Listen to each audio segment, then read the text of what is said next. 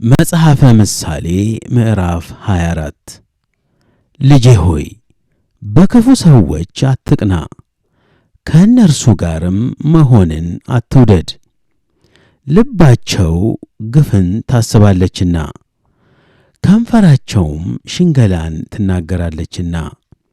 ቤት በጥበብ ይሠራል፣ በማስተዋልም ይጸናል። በእውቀት ከከበረውና ካማረው ሀብት ሁሉ ጓዳዎች ይሞላሉ። ጠቢብ ሰው ብርቱ ነው፣ አዋቂም ሰው ኃይሉን ያበዛል። በመልካም ሥርዓት ሰልፍ ታደርጋለህ፣ ድልም ብዙ ምክር ባለበት ዘንድ ነው።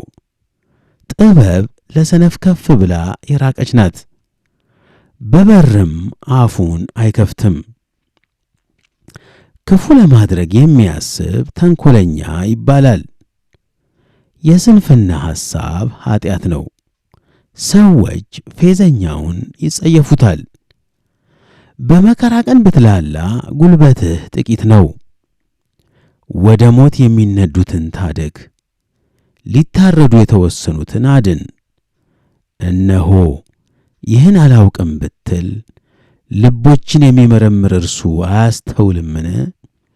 ነፍስህንም የሚመለከት እርሱ አያውቅምን? ለሰው ሁሉ እንደ ሥራው አይመልስለትምን? ልጄ ሆይ መልካም ነውና ማር ብላ፣ ወለላም ለጣዕምህ ጣፋጭ ነው።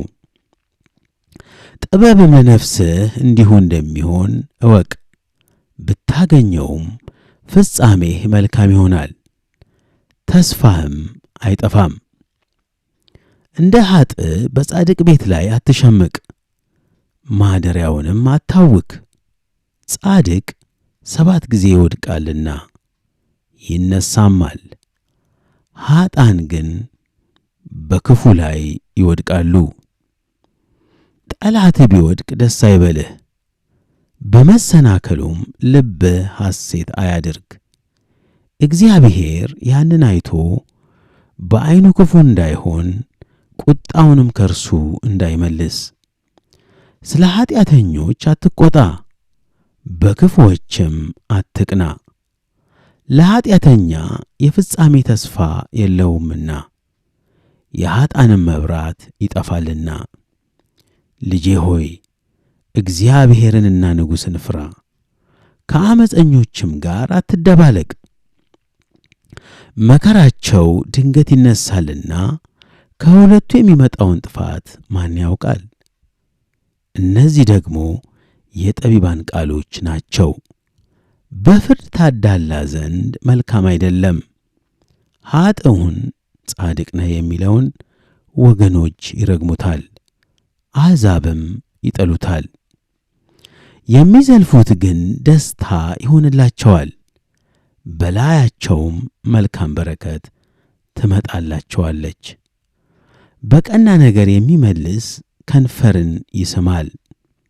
በስተሜዳ ሥራህን አሰናዳ፣ ስለ አንተ በእርሻ አዘጋጃት፣ ከዚያም በኋላ ቤትህን ሥራ። በባልንጀራህ ላይ በከንቱ ምስክር አትሁን፣ በከንፈርህም አታባብለው። እንዳደረገብኝ እንዲሁ አደርግበታለሁ፣ እንደ ሥራውም እመልስለታለሁ አትበል። በታካች ሰው እርሻ አእምሮ በጎደለውም ሰው ወይን ቦታ አለፉ። እነሆም ሁሉ እሾህ ሞልቶበታል፣ ፊቱንም ሳማ ሸፍኖታል። የድንጋዩም ቅጥር ፈርሶአል። ተመለከትኩና አሰብሁ፣ አየሁትና ተግሣጽን ተቀበልሁ። ጥቂት ትተኛለህ፣ ጥቂትም ታንቀላፋለህ፣ ትተኛም ዘንድ ጥቂት እጅህን ታጥፋለህ። እንግዲህ ድህነትህ እንደ ወንበዴ፣ ችጋርህም ሰይፍ እንደ ታጠቀ ሰው ይመጣብሃል።